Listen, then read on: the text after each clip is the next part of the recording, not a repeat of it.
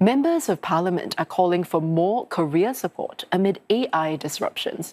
These include graduates, the retrenched, and the elderly. Also raised on day 2 of the Budget 2026 debate, enhancing inclusivity at the workplace, including for women caregivers and ex-offenders. Now, on AI disrupting work opportunities, the Labour movement says there is a need to redefine the role of entry-level jobs, as the new tech can pin down routine work easily. NTUC Deputy Secretary-General Desmond Chu says an entry-level worker's future value lies in semi-senior roles and no longer just in production. He's addressing how first-time job seekers are finding it tough to land jobs. In the future, an entry-level worker's value must be increasingly supervision, integration, and judgment. Audit the AI's output for truth and bias, integrate systems securely, provide context, empathy, and machines cannot replicate. Now, this is a higher value role, but it's also a harder role because it assumes a level of maturity and skill early in one's career. And here is why we need a new industrial policy for entry-level jobs to prepare for the new frontier. Fellow Labour movement colleague Patrick Tay also calls for the government to expand the Graduate Industry Traineeship Programme, or GRIT, which offers fresh graduates up to 6-month placements across a range of industries. The government can consider launching an extended and higher value iteration of GRIT in high growth and high demand sectors, with opportunities ranging from 1 to 2 years and with monthly traineeship allowances on par with starting salaries. Host organizations must convert trainees into permanent full-time employees unless a valid reason and supporting evidence are submitted. The government can also set aside more resources to groom early career professionals by sending them for overseas work postings.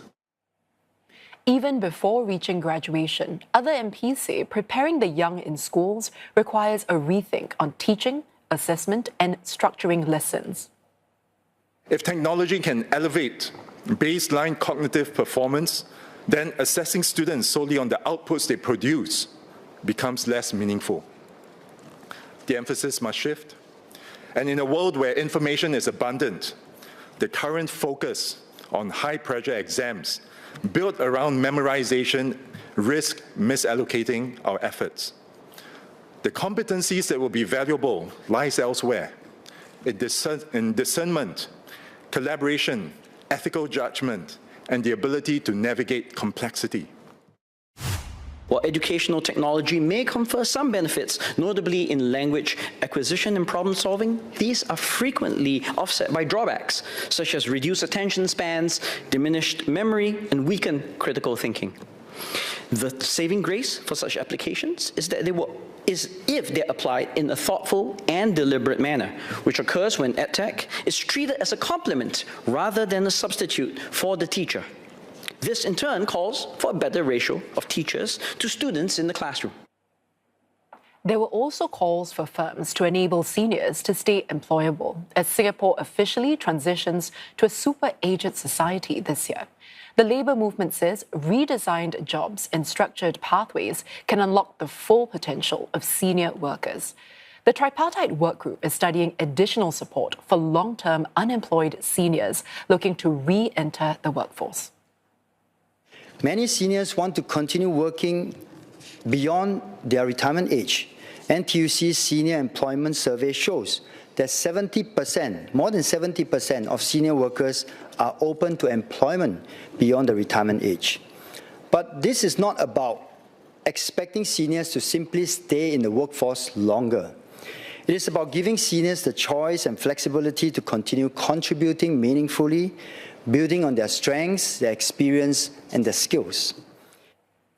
MP Polisan's speech focuses on young seniors or those nearing retirement, especially those who are struggling and worried about making ends meet.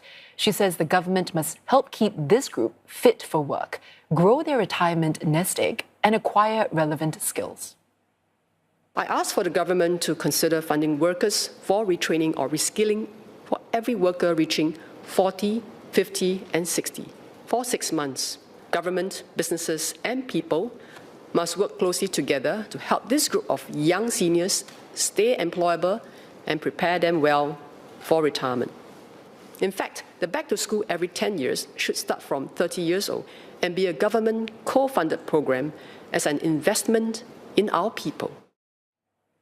MPs were also seeking stronger measures to support workers affected by retrenchments. These included introducing advanced mandatory retrenchment notifications, or MRNs, to unions and the government, which can provide for timely and early interventions. Currently, employers with at least 10 employees are required to notify the Manpower Ministry within 5 working days after notifying employees. The government can consider all MRNs to be made prior to retrenchments. I say again, prior to retrenchments. Second, there should be stronger penalties for employers who do not comply with this requirement, and not just a slap on the wrist. Third, the government can consider sharing information with NTUC and unions on sectors and companies that might be disrupted due to economic restructuring, including expected scale of impact and timeline, past retrenchment incidents, and past retrenchment benefit levels. When union leaders were engaged early, even before formal announcements, preparations could begin quietly. Career advisory support was coordinated. Alternative employment options could be identified in advance to minimize the period of uncertainty for a worker. Support becomes reactive instead of proactive. The difference between being informed before and after an announcement can be profound. Labour Chief Ng Chee Meng also called for more support for PMEs, or professionals, managers and executives facing retrenchment. He proposes raising the $5,000 monthly income ceiling for the Skills Future Job Seeker Support Scheme, or GSS. The program helps with job search and temporary financial support. As of last September, 60% of applications were rejected as these exceeded the income cap. As more PMEs may experience churn, it is timely for the government to review this income threshold so that the JSS can provide baseline assurance to our middle-income PMEs during retrenchment. One possible approach we submit is to peg the income threshold to the PME median monthly income, which was around $7,600 in 2025. Labour MPs have called for workplaces to normalise caregiving so as to help women reach their full potential at work. While most women are aware of flexible work arrangements, a poll finds that more than half have never requested for it for fear of being shunned. One MP has called for practical action so that workplaces become inclusive. I call on the government to scale job redesign funding and build expertise, especially in non-office-based, frontline and shift-based sectors. Recognize and benchmark progressive workplaces so inclusivity becomes part of Singapore's competitive edge. Publish sectoral benchmarks on FWA utilization and career progression outcomes. Expand flexible and extended childcare options. Provide clearer tripartite guidance on supporting women through perimenopause and menopause as legitimate workplace health matters. The budget debate also highlighted other segments of workers as being underserved. One MP pushed to extend the Employment Credit Initiative for ex-offenders, while another proposed a similar grant for vulnerable groups like single parents and those with mental health conditions. Such schemes provide employers with wage offsets when hiring these workers. We can introduce another similar credit scheme for employers who take a chance on persons from other vulnerable and marginalized groups and offer them meaningful long-term employment.